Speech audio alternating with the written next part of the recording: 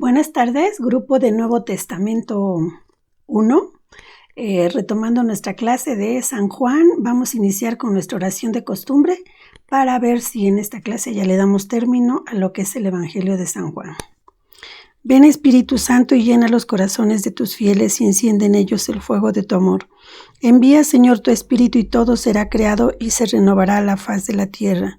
Oh Dios, que iluminaste los corazones de tus fieles con la luz del Espíritu Santo, haz que seamos dóciles a sus inspiraciones para que podamos apreciar el bien, recibir su consuelo en las penas, su fortaleza en los momentos difíciles y su entusiasmo para obrar el bien. Por Cristo nuestro Señor. Amén. Por la señal de la Santa Cruz de nuestros enemigos, líbranos, Señor Dios nuestro, en el nombre del Padre, del Hijo y del Espíritu Santo. Amén. Bueno, pues retomando nuestras clases, la semana pasada vimos completo todo lo que fue las bodas de Caná. Entonces, hoy nos toca ver dentro de nuestro cuestionario que está en el libro de texto, está en la página 125 y 126. Hoy vamos a dar término, ya nada más nos tocaba ver el texto 4, dice aquí, texto 4, Juan 15, del 1 al 17. Bueno, entonces, como les comentaba, antes que nada una disculpa porque se me cortó el video la semana pasada, como que no me di bien mis tiempos y entonces se me acabó el tiempo, pero espero que hoy ya no suceda esto. Entonces dice hoy, primera pregunta del texto 4 de Juan 15, del 1 al 17. Dice, ¿cuál es la ubicación del texto en el plan? ¿En qué parte del Evangelio está esto de la vid verdadera? Bueno, pues está en la última cena, cuando ya Jesús está prácticamente despidiéndose de sus alumnos, de sus discípulos, de sus apóstoles, está por instituir lo que nosotros conocemos ahora como el sacramento eucarístico. Entonces es cuando se da este discurso de la vid verdadera. Entonces yo les puse como respuesta, en la última cena de Jesús con sus discípulos, cuando ya llegó la hora de Jesús, inicia la Pascua del Cordero de Dios. ¿Se recuerdan cuando le dijo a María que contigo, mujer, todavía no ha llegado mi hora? O sea, todavía no llegaba el momento de su Pascua. Pero después de lo de Lázaro, precipita las circunstancias como para que rápidamente se tome la decisión por parte de los judíos de matar a Jesús, y entonces Jesús también sigue en sus planes, ¿verdad? Entonces dice acá, ¿de qué trata? ¿De qué trata la perícopa de la que estamos hablando? De la vid verdadera. Y luego, ¿qué nos quiere dar a entender con eso de la vid verdadera? Es donde Jesús nos da un mensaje de unión en que nos dice que solo vinculados a Dios por el amor daremos fruto, seremos amigos de Cristo y llevaremos a cabo la misión que Dios nos confía de difundir el amor entre los hombres. Básicamente eso es todo, ahí está condensado todo lo que nos quiere decir en la vid verdadera. Luego dice, ¿de qué es figura la vid? Aquí más adelante vamos a ver que realmente la vid verdadera lo que nos está presentando ya nos está dando una prefiguración de lo que es la iglesia, cómo la iglesia va a caminar bien mientras no se separe de Dios. Si la iglesia quiere empezar a hacer cuestiones, a hacer su camino con sus decisiones propias, ignorando los mandatos divinos, pues pierde totalmente, como dice, muere. La vid, si no está unida al arbolito, ¿sí? Pues se va a morir, ¿sí? Se seca y dice, y después va a ser arrancada y echada al fuego. Entonces nos dice acá, ¿de qué es figura la vid? De Jesucristo, que pide que el pueblo de Dios permanezca vinculado a Él por la fe, la oración y el amor a su palabra. En el trayecto de la perícopa, la palabra fruto aparece 7 veces. Entonces ya vimos cómo la simbología de Juan en todo momento se hace presente. 7 veces menciona la palabra fruto dentro de la perícopa. Y entonces, ¿qué quiere decir? El 7, recordemos que es el número perfecto. Entonces, ¿qué quiere decir? Que tenemos que mantener, lo perfecto, lo correcto dentro de la iglesia es que permanezcamos unidos a Dios para poder dar mucho fruto. Dice, permanecer en Cristo es permanecer en el amor, y al permanecer en el amor daremos mucho fruto. Recordemos que el amor se medirá por los frutos, no por los éxitos apostólicos. Cuando Jesús dice que guardemos sus mandamientos, quiere decir que compartamos su forma de pensar, que lo conozcamos como una persona que nos ama y que nos comparte su espíritu. Bueno, pues ya vieron que con esas 3 preguntas terminamos lo que es el cuestionario larguito, pero que ya nos dio un ejemplo práctico de cómo es el Evangelio de San Juan, cómo utiliza la simbología, la teología profunda o la teología elevada, como la quieran ustedes ver, de lo que son cada uno de los relatos. O sea, no hay palabras sin sentido, absolutamente todo tiene un sentido más allá de la palabra como tal, ¿sí? Sino que tiene un significado muchísimo más profundo por la simbología. Bueno, entonces ahora nos vamos al cuestionario que dice aquí afirmación del... No es cierto. Dice, del libro de texto, viene un cuestionario al final, después del texto 4, en la página 125, antes de afirmación del conocimiento. Este es un cuestionario de 6 preguntas. Ese es el único que vamos a contestar para resumir ya todo lo que es San Juan. Entonces nos dice primera pregunta, ¿cómo es el Jesús de Juan? Pero un poquito al margen, acá nos dice que estas preguntas, las respuestas, las vamos a encontrar en el libro de texto, en el libro guía. ¿Se acuerdan que tenemos un libro que dice Guía para leer el Nuevo Testamento? Bueno, pues ahí en la página 125 vamos a empezar a ver que está todo lo que es el Evangelio de San Juan. Entonces, si ustedes ya leyeron todo eso, encontraron que las preguntas están contestadas con las páginas siguientes. En la página 134 nos dice, ¿cómo es el Jesús de Juan? Y ahí nos dice que es un ser muy humano al que se puede ver y tocar, pero en él, con los ojos iluminados por el Espíritu, se percibe el misterio inaudito del Verbo del Hijo de Dios. ¿Qué nos está diciendo aquí?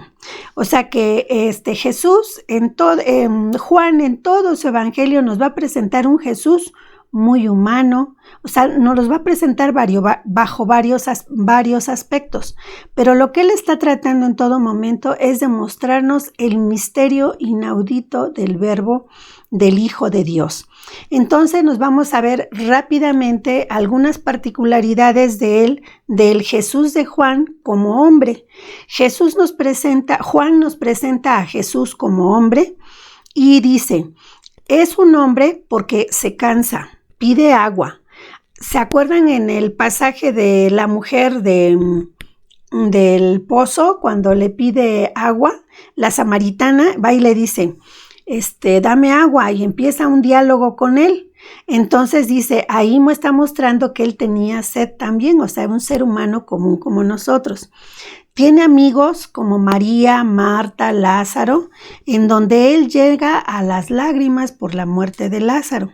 Acude a las fiestas en las bodas de Caná, o sea, es una persona que es alegre, que participa de las alegrías de todo el pueblo. Se enfada y derriba las mesas de los mercaderes en el templo. O sea, también tiene sus momentos de coraje, de enojo, cuando ve que las cosas se están saliendo de control y que ofenden a Dios de alguna manera. Entonces él va y tumba todas las mesas, regaña a los mercaderes, les pide que desalojen el templo. Dice, conoce el corazón humano y respeta a los demás. O sea, tan los conoce y los respeta que, por ejemplo, a la mujer samaritana, aunque sabe que es una pecadora, no la corrige, no la regaña como para hacerla sentirse mal, sino que al contrario, la conversación va llevando a que la mujer por sí misma, sola, reconozca que es una mujer pecadora, que ha tenido varios esposos, ha sido adúltera, todo este tipo de cosas, pero la lleva a que sea ella la que lo reconozca sin que Jesús la acuse. Entonces aquí estamos mirando que él tiene como que una psicología muy propia para que sin que acuse y sin que corrija, sin que regañe, él hace que todas las personas, todos aquellos que tienen contacto con él, reconozcan solos sus fallas, sus defectos, traten de corregirlos y se unan a él. Eso es como hombre. Ahora lo vemos. Como un hombre de Dios, pues nada más bastaría hacernos algunas preguntas. Dice, ¿de dónde vienes? Si le preguntáramos a Jesús o en su momento le hubiesen preguntado, ¿tú de dónde vienes? Él hubiera contestado, del Padre. ¿A dónde vas? Pues al Padre. ¿Sí? ¿Qué haces? La voluntad de mi Padre. ¿Qué dices? Solo lo que he visto en mi Padre. ¿Sí? Entonces siempre está poniendo de manifiesto que como hombre de Dios, él en todo momento busca jalarnos a todos y llevarnos a Dios Padre a través de todo lo que él nos dice y todo lo que él hace. Dice el revelador de Dios. ¿Qué quiere decir? Si ya antes me está diciendo que todo él está vinculado al Padre, entonces él me va a revelar quién es el Padre. Dice, Jesús revela a Dios no con palabras, sino con signos o con milagros.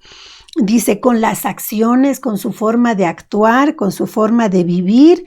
Por ejemplo, cuando se acuerdan que alguien le dice, Señor, muéstranos al Padre. Y el que contesta, Felipe, ¿cuánto tiempo llevo yo aquí con ustedes y todavía me piden que les muestre al Padre? Quien me ve a mí está mirando al Padre. O sea, ahí está reconociendo que él también es Dios y que todo lo que nosotros vemos en él son atributos del Padre también. Luego dice, pero sobre todo nos revela al darnos su espíritu que brota de su costado abierto y que nos conduce a la verdad eterna. O sea, que todo lo que él busca es llevarnos a Dios Padre para que conozcamos la verdad eterna, la dicha eterna, ¿verdad? El Hijo del Hombre. ¿Cómo es Jesús como Hijo de Hombre?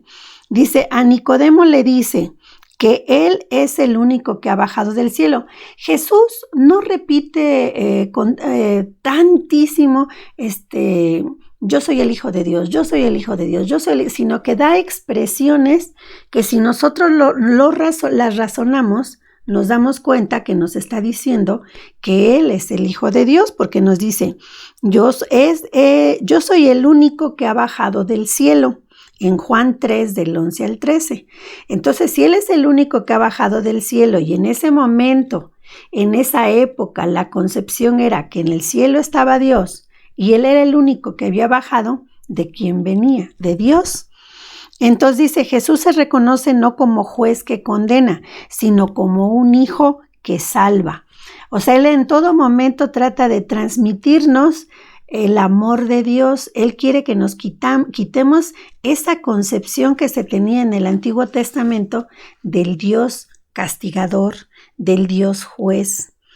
Sí es un juez, pero es un juez misericordioso, un juez amoroso, ¿sí?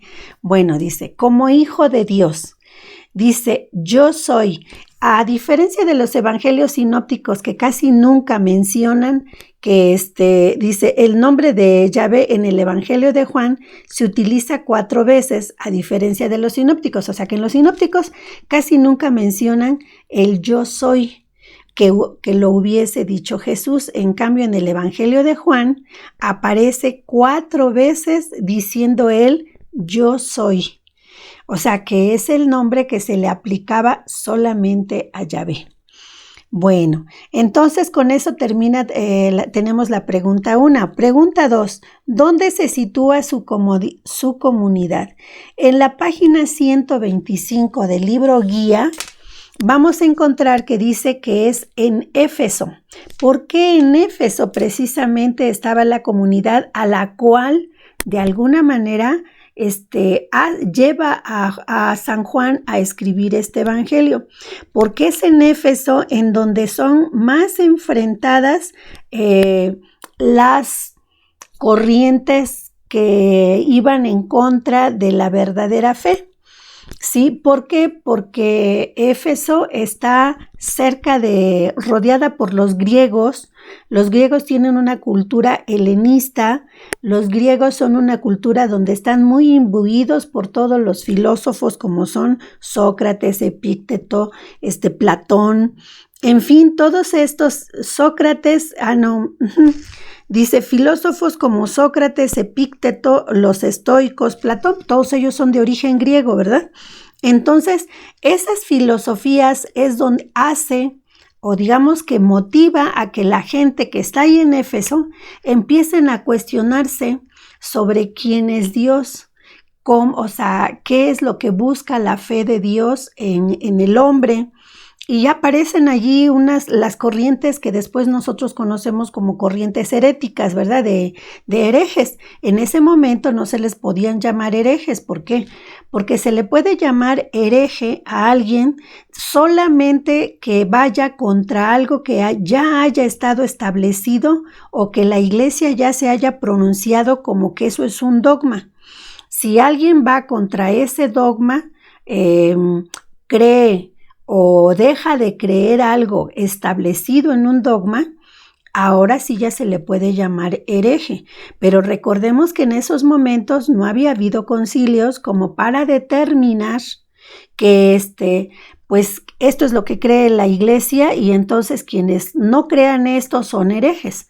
Por lo tanto, no había herejes, pero vamos a decir que eran corrientes que iban contra la fe. ¿Sí? Entonces, ¿qué corrientes eran estas? El gnosticismo, básicamente.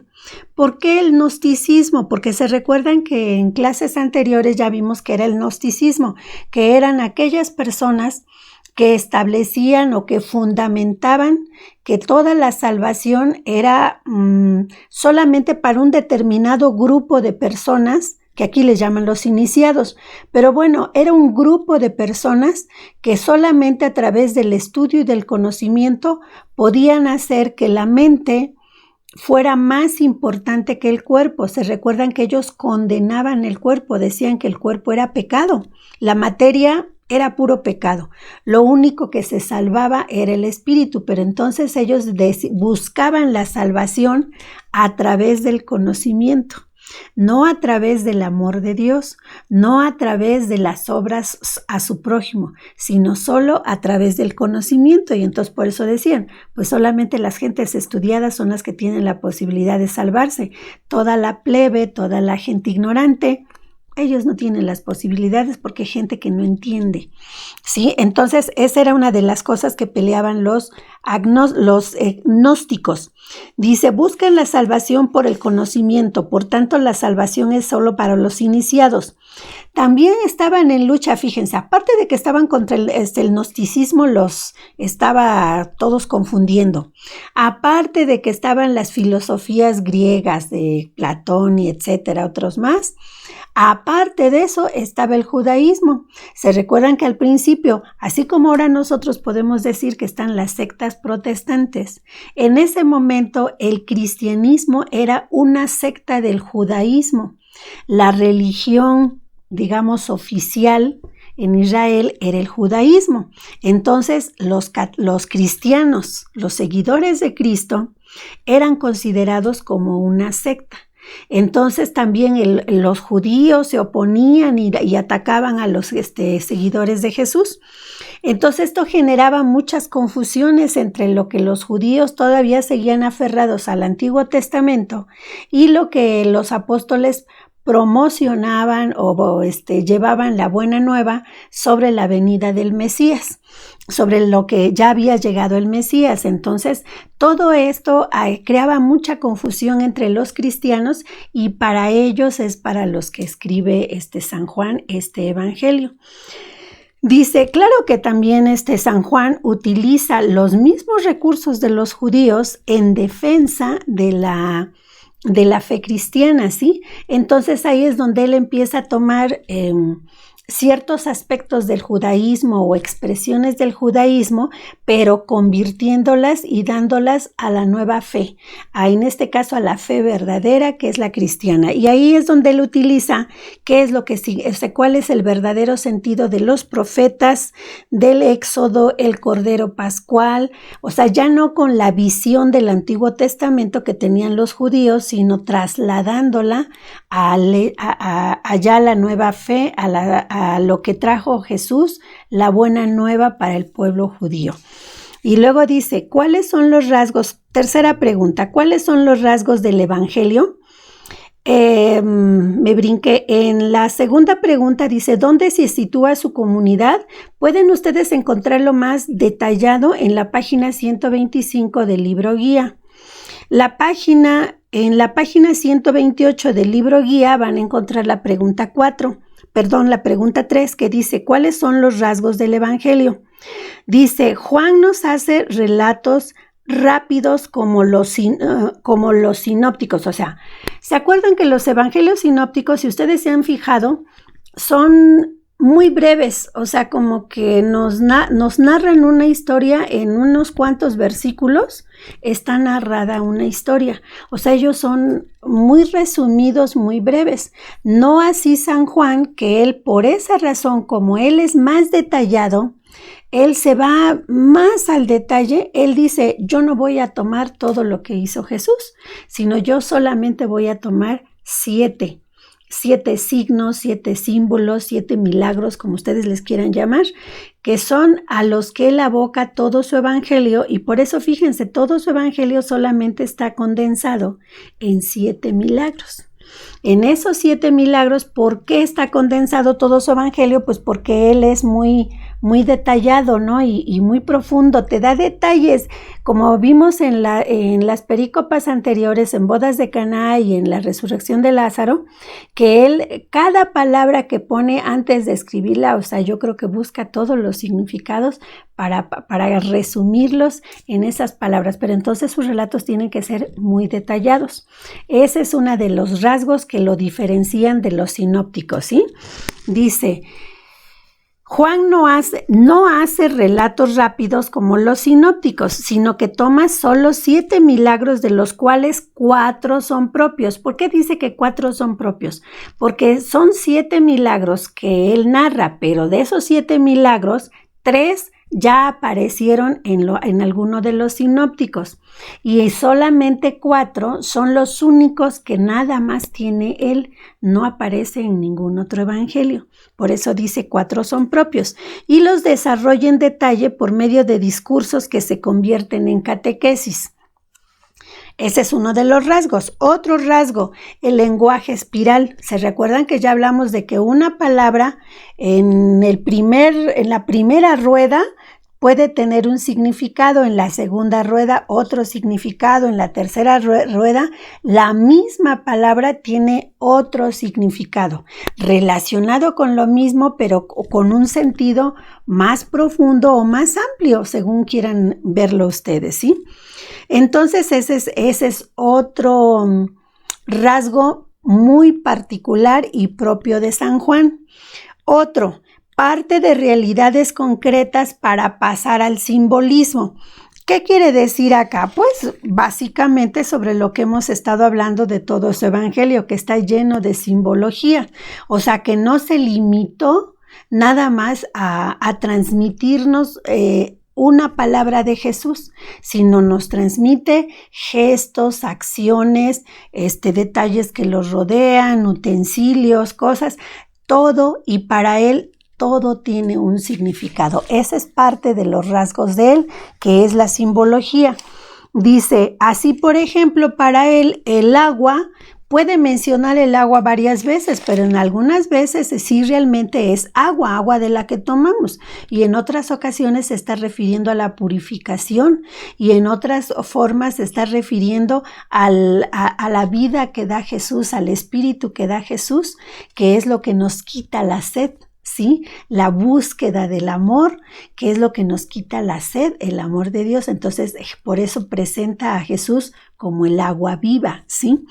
Entonces dice, para el pan ya Él nos hace muy clara la manifestación del pan que alimenta el cuerpo, diferente del pan que alimenta el espíritu, del pan que nos da vida, de que los que comamos de ese pan no moriremos y los que comieron el maná pues sí murieron. Y entonces ya hace ahí las simbologías y dice parte de realidades sencillas, o sea, de palabras comunes como el pan, como el agua, para irnos llevando a un plano mucho más alto en donde todo su objetivo es que estemos vinculados con Dios o que nos unamos más con Él, que lo conozcamos más.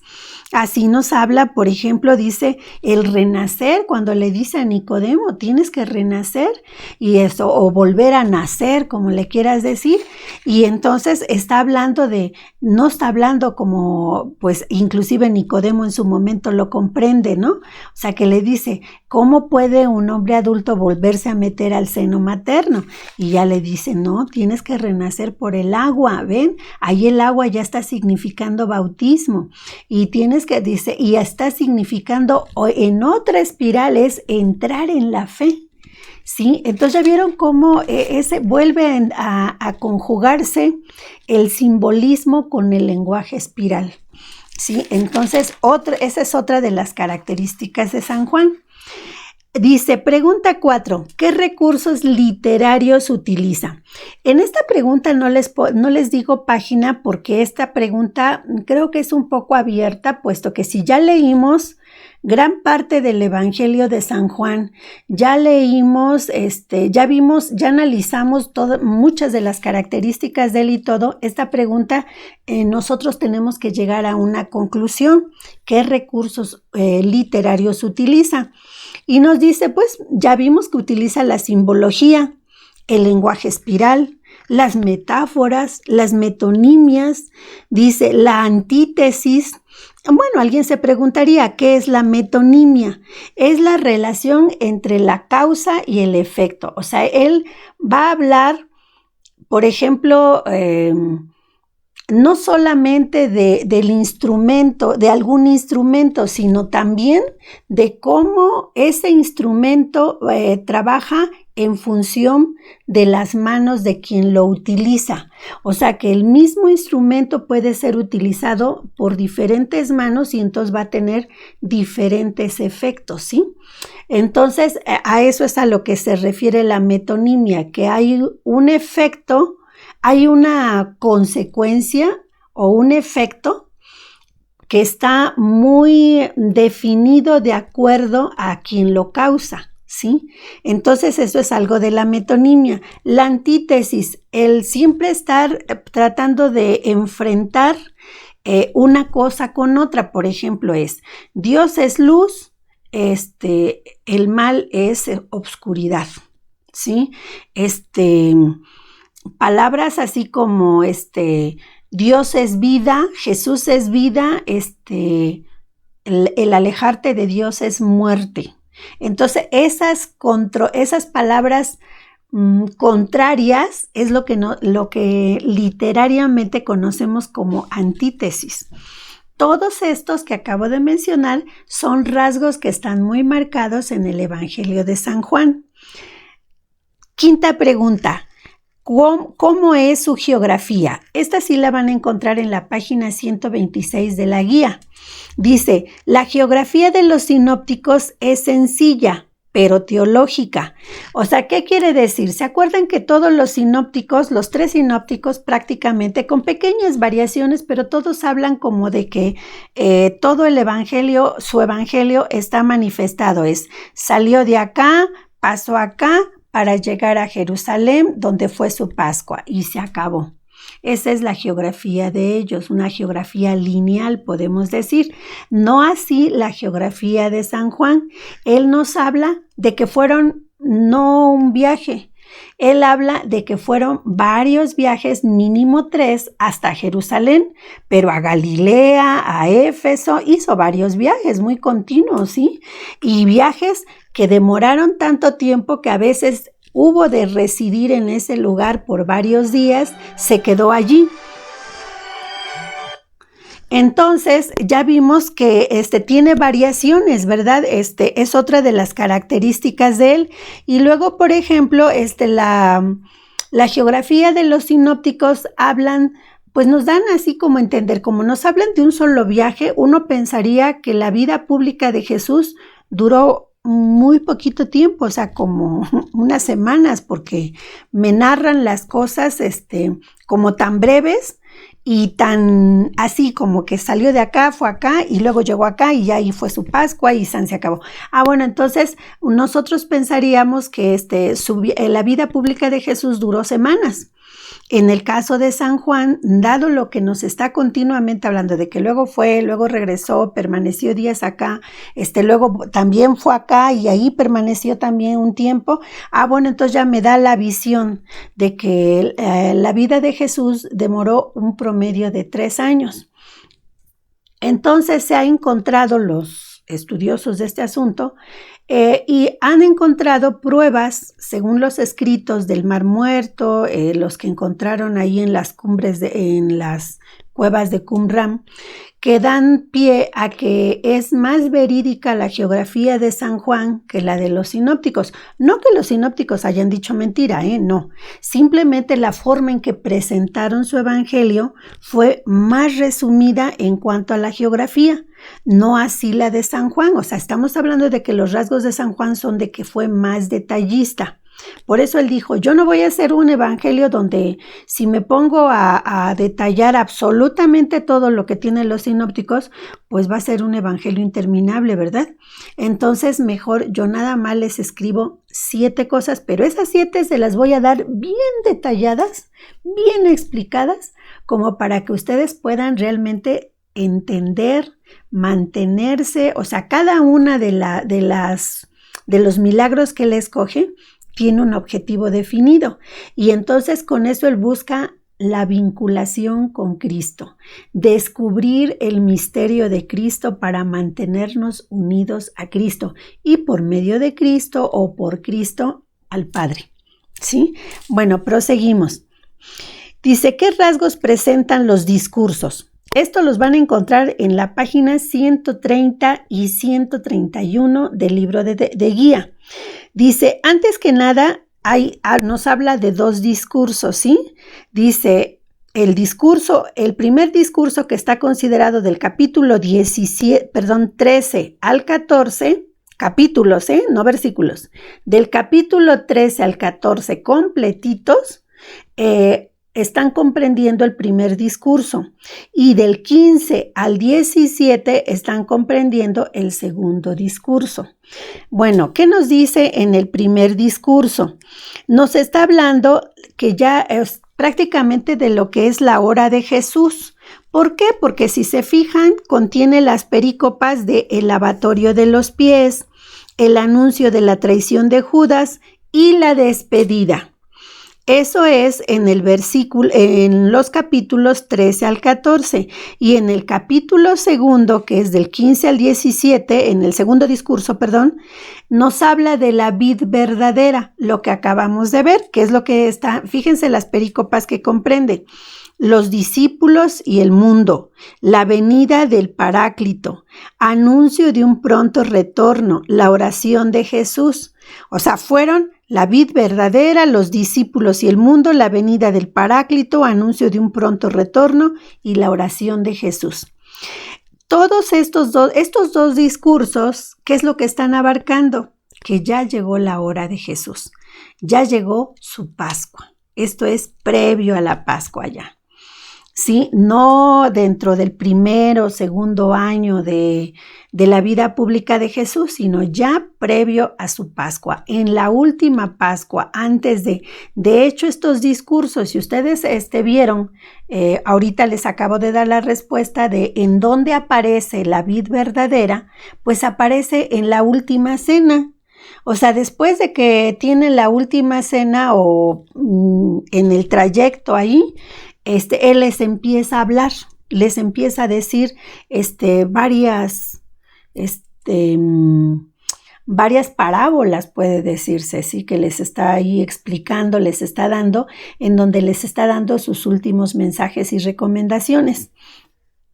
Bueno, y luego nos dice, en el primero, o sea, yo ya les anticipé un poquito, pero vamos a ver, yo aquí puse que en el primer discurso repite palabras como creer, conocer, hacer, obrar, producir frutos, amar, guardar los mandamientos, guardar la palabra, amar, me voy, vengo a vosotros, yo me voy al Padre, yo vengo a vosotros, o sea, todas estas palabras que de alguna manera me están hablando de que ya Jesús ya está próximo a vivir su Pascua. En el segundo discurso me habla, dice, en la vid verdadera presenta de forma alegórica la doctrina de la Iglesia unida al cuerpo de Cristo. ¿Sí? Nos presenta también el enfrentamiento del espíritu y la comunidad contra el mundo. O sea, ¿por qué? Porque todas esas parábolas como que los está poniendo en así como alertas. Esténse atentos, porque el mundo los puede devorar. Entonces les está tratando de decir que el espíritu y la comunidad que él está de alguna manera tratando de convertir, va a vivir terribles enfrentamientos con el mundo, como estamos en nuestros tiempos aún, ¿sí? Dice, presenta que la comunidad es la encargada de dar a luz a Cristo en el mundo. Es la encomienda que finalmente nos deja, o sea, que es la última encomienda antes de la ascensión. Vayan y lleven la buena nueva hasta el confín del mundo, ¿no? Y se las deja dados a los apóstoles. Y nosotros, por el bautismo, también somos apóstoles. Por lo tanto, también nosotros tenemos la encomienda de llevar el evangelio a los demás, ¿sí? Dice aquí, dar a luz a Cristo en el mundo completo. O sea, hacer que nazca Cristo en el corazón de todos, de todo el mundo. Entonces, ya vieron cómo con esto concluimos lo que es el Evangelio de San Juan. ¿Por qué digo que concluimos el Evangelio de San Juan? Porque si ustedes se van a su libro de texto, ustedes dirían, no, porque apenas terminamos la primera parte. Pero si ustedes se van a la segunda parte del Evangelio de San Juan, no me voy a meter a la parte, en la página 132 nos está hablando del prólogo, pero ya lo vimos nosotros en la clase anterior. Luego también nos habla de las bodas de Caná. En la página 133 nos da un resumen de lo que son las bodas de Caná. Léanlo. Nada más para que si algo no les quedó muy claro, confirmen lo que expliqué en la clase anterior con lo que dice nuestro libro de texto. En la página 134, que es la última de la segunda página, nos está hablando de la resurrección. Sí, entonces ahí está mezclada un poco lo que es la resurrección de Lázaro. ¿Se acuerdan que ya hablamos de que era la prefiguración ya de la resurrección de Jesucristo? Entonces aquí nos está dando como que la explicación, solamente que más resumida y de manera más técnica. Entonces véanla ustedes.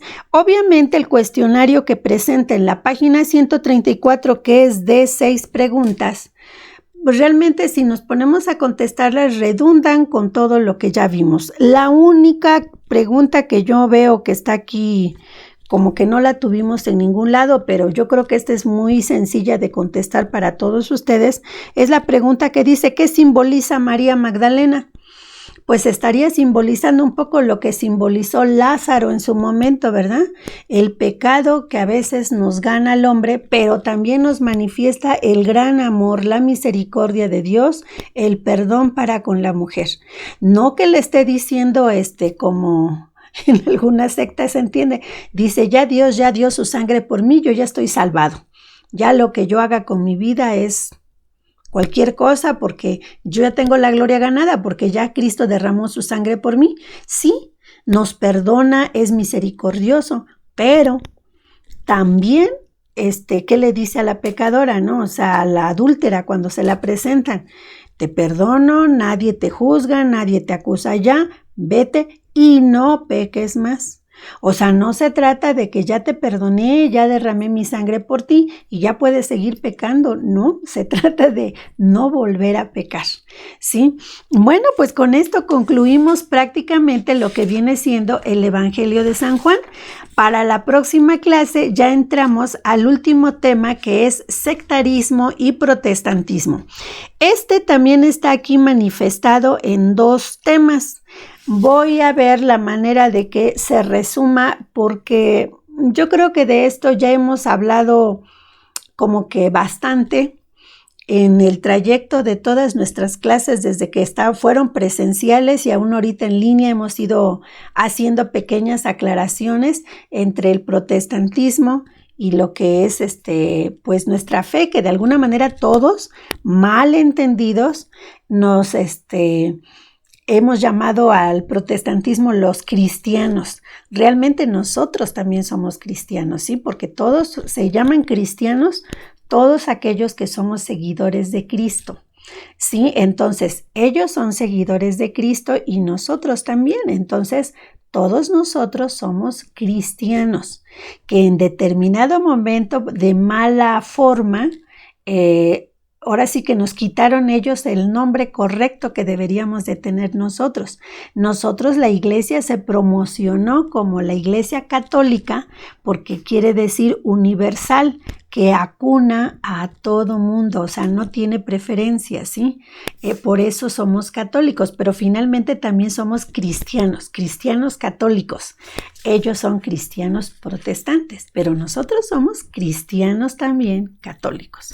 Entonces, pues con esto damos por terminado nuestro tema. Yo les pediría a reserva, independientemente de que ya creo yo que ya leyeron su texto para contestar los cuestionarios, también les pido que lean todo lo que es el capítulo de San Juan, que está pero buenísimo, en el libro que dice Guía para leer el Nuevo Testamento. Es muy pequeño, pero es terriblemente enriquecedor. En algún momento, a lo mejor se pueda hasta malinterpretar que yo no esté muy de acuerdo con los libros de texto. No, yo estoy muy de acuerdo con los libros de texto si tomamos en consideración que estos libros están resumidos y pensados para para lo que nosotros manejamos, como que es ¿cómo se llama? Las clases que tenemos, que son de 6 meses y que es muy poquito tiempo. Entonces están como que muy bien llevados para que tengamos así como que una embarradita así muy ligerita de todos los temas. Pero pues yo los invito a que no se queden nada más con esa parte. Estos libros que van aunados a este tema, a estos temas, estos están pero riquísimos. O sea, créanme, o sea, no vayan a pensar que yo me la paso con la nariz metida en los libros y que leo infinidad de libros. No, basta con que te documentes un poquito más. Miren, por ejemplo, yo leo, ahorita para el Evangelio de San Juan, yo leí la introducción de nuestra Biblia de Jerusalén, la clásica. Tengo una Biblia de Jerusalén comentada, que es también me la escabeché en cuanto a la introducción. Tengo la Biblia de América, que también trae comentarios buenísimos, la introducción y todo eso. Más ya leí la parte de los evangelios, conforme los hemos ido mirando, del libro guía. Y yo me he encontrado una riqueza, no, ¿qué les puedo decir? Este señor Etienne Carpentier, pues caray, que no, definitivamente mis respetos para el Señor. Yo creo que nosotros, pues nunca llegaríamos a escribir un libro tan estudiado, tan meditado, investigado a profundidad como él lo escribió este señor. Así que aprovechémoslo, léanlo, y entonces para la próxima clase, tarea, por favor, compañeros, porque yo quisiera que esto fuera muy, muy rápido. De los próximos temas que vamos a tener, por favor les pido que en esto sí me contesten el cuestionario que está en la página, afirmación del conocimiento, está en la página 145, y después de que terminen ese, empiecen a contestar el cuestionario de la página 156. Entonces quedan de tarea el cuestionario que dice afirmación del conocimiento, página 145, y afirmación del conocimiento que está en la página 156. Porque sobre esos son sobre los que voy a ir explicando la clase próxima, y yo espero que si nos da tiempo, aunque nos tomemos un poquito más de tiempo como ahorita, que ya es un poquito grande el video, pero que logremos terminar la próxima clase los 2 temas. ¿Para qué? Para que no nos atrasemos tanto y avancemos con nuestro curso de Nuevo Testamento 2. ¿Sí? No es que nos vayan correteando. La maestra Silvia, coordinadora del centro, me dice que disponemos de mucho tiempo, el tiempo que sea necesario, más que nada lo que ella quiere que salgan ustedes con una muy buena preparación, y pues de alguna manera yo estoy de acuerdo con ella, pero creo que también es conveniente pues respetar en parte los tiempos que nos están estableciendo en el centro, en la Conchita. ¿Sí? Entonces tratemos tanto como sea posible pues de irnos lo más en orden posible. En esta ocasión la pandemia pues se nos cruzó y nos descompuso. Yo tuve un problema de salud muy grave que también me hizo detenerme, pero yo espero que nos pongamos al corriente, porque en este semestre, aunque sean vacaciones de Navidad, yo planeo y pretendo seguir subiendo los videos, aunque sean días festivos, cada 8 días quiero subir mi video, y para que a ver si es posible que por lo menos más de la mitad de Nuevo Testamento 2 lo terminemos en este semestre que se termina en enero. Pues que Dios nos acompañe. Una breve oración de despedida a la Virgen Santísima, y nos estamos mirando de aquí 8 días. Contigo voy, Virgen pura, y en tu poder voy confiada, pues yendo de ti amparada, mi alma volverá segura. Dulce Madre, no te alejes, tu vista de mí no apartes, ven conmigo a todas partes y nunca solo me dejes. Ya que me proteges tanto como verdadera Madre, haz que me bendiga el Padre, el Hijo, el Espíritu Santo. Amén. Que tengan una excelente semana, nos vemos en 8 días.